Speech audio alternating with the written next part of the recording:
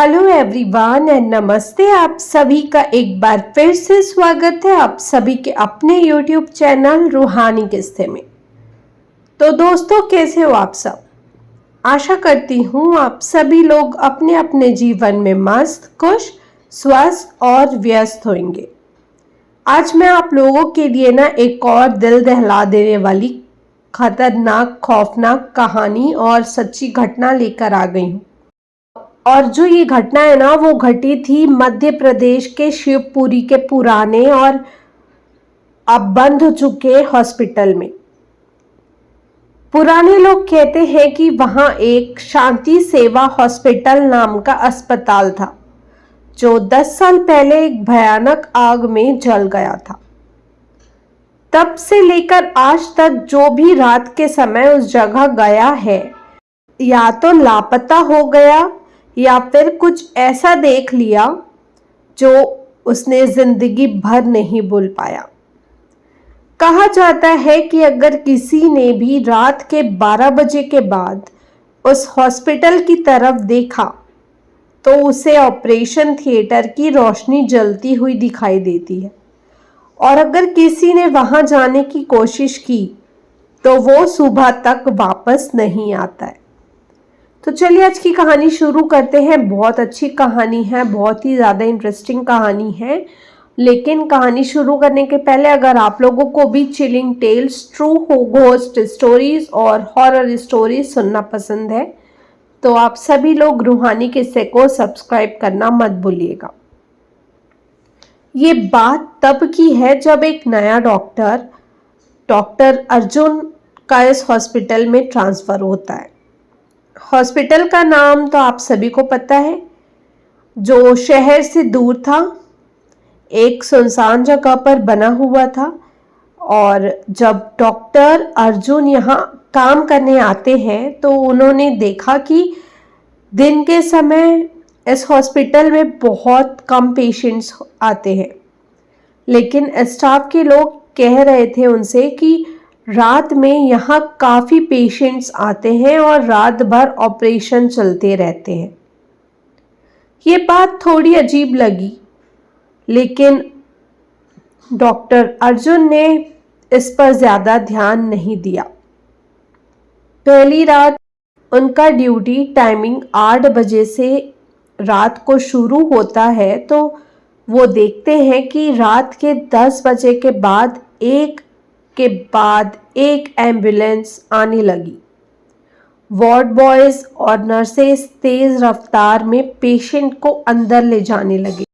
हर bed भरने लगा, लेकिन एक अजीब बात थी, जितने भी पेशेंट्स थे सबके चेहरे एकदम फीके थे। आंखों में एक अलग सी उदासी थी, जैसे वो दुख दर्द में हो। अर्जुन को समझ नहीं आ रहा था कि ये सब इतनी तेजी से कैसे हो रहा है। इतने सारे पेशेंट्स, वो भी एक साथ। लेकिन उनका काम था तो उन्होंने भी एक पेशेंट का इलाज करना शुरू किया। उन्हें एक बूढ़ी औरत मिली जो बहुत ज़्यादा चोट खाई हुई थी। उसका ऑपरेशन होने वाला था, और जब अर्जुन उसके पास गया तो उस औरत ने उसका हाथ पकड़ लिया और धीरे से बोली, मुझे यहाँ से ले चलो, ये लोग मुझे फिर से मार देंगे। अर्जुन समझ नहीं पाया कि ये औरत क्या कह रही है। तभी एक नर्स ने आकर कहा, डॉक्टर, पेशेंट ज़्यादा बोल रही है, इन्हें इंजेक्शन दे देते। और बिना डॉक्टर के कुछ भी सुने उस नर्स ने औरत को एक इंजेक्शन लगा दिया। अजीब बात यह थी कि इंजेक्शन लगाते ही वो औरत एकदम शांत हो गई, जैसे बेहोश हो गई हो। उसके बाद उसका ऑपरेशन चालू हो गया। अर्जुन पूरी रात पेशेंट्स का ऑपरेशन होते देखता रहा। लेकिन एक अजीब बात और थी, यहाँ किसी भी पेशेंट के साथ कोई भी फैमिली मेंबर्स नहीं थे। रात के करीब 4 बजे तक हॉस्पिटल पूरा भरा था। हर बेड पर कोई ना कोई पेशेंट था, लेकिन जैसे ही सुबह की रोशनी हुई, एक अजीब चीज सामने आई। जब अर्जुन ने वार्ड का चेकअप करने के लिए राउंड्स लिया तो देखा कि सारे बेड खाली थे, एक भी पेशेंट नहीं था। अर्जुन एकदम डर गया। ये कैसे हो सकता है? रात भर हॉस्पिटल पेशेंट से भरा था, तो सब लोग कहाँ गए? जब उन्होंने एक नर्स से पूछा तो उसने बस एक मुस्कुराहट दी और बोली, ये सब हमारे नए डॉक्टर के समझने की बात नहीं है। डॉक्टर अर्जुन को ये जवाब सुनकर और भी ज्यादा अजीब लगा। उन्होंने हॉस्पिटल के रिकॉर्ड्स चेक करने की सोची, लेकिन जब रिकॉर्ड्स देखे तो एक और अजीब सच सामने आया। इस हॉस्पिटल में किसी भी पेशेंट का कोई रिकॉर्ड ही नहीं था, ना कोई नाम, ना कोई एड्रेस, ना कोई डिस्चार्ज समरी। ऐसा लग रहा था जैसे यहाँ कोई कभी आया ही नहीं। अर्जुन ने हॉस्पिटल के पुराने रिकॉर्ड्स खोजने का फैसला किया। जब उन्होंने पुराने डॉक्यूमेंट्स देखे तो एक पुरानी फाइल उनके हाथ लगी। उस फाइल में एक रिपोर्ट थी जो 10 साल पहले लिखी गई थी।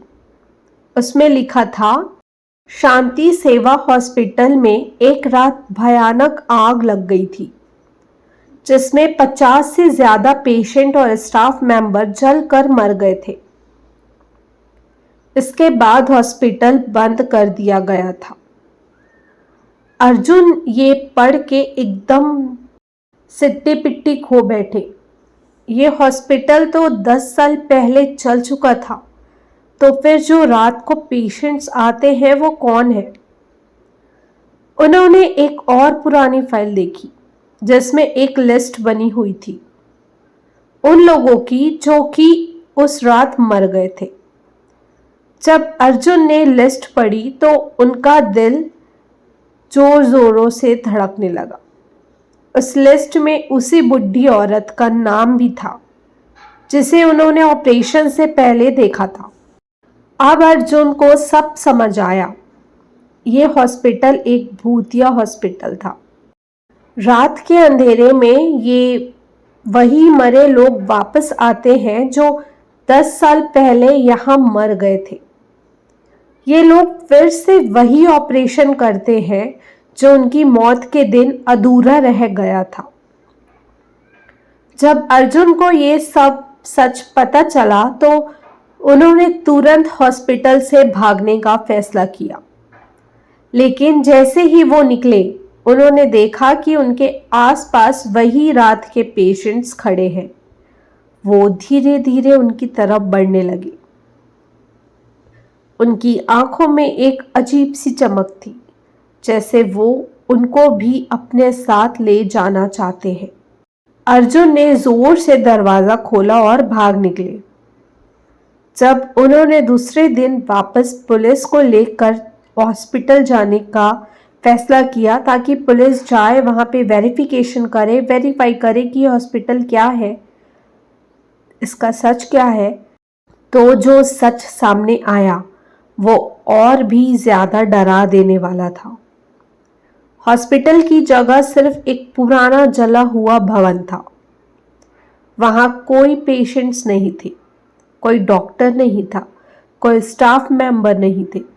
लेकिन सबसे ज्यादा डरा देने वाली बात यह थी कि जब उन्होंने अपनी पॉकेट से हॉस्पिटल का आईडी कार्ड निकाला तो उस पर उनका नाम तो लिखा था, लेकिन डेट लिखी थी 10 साल पहले की।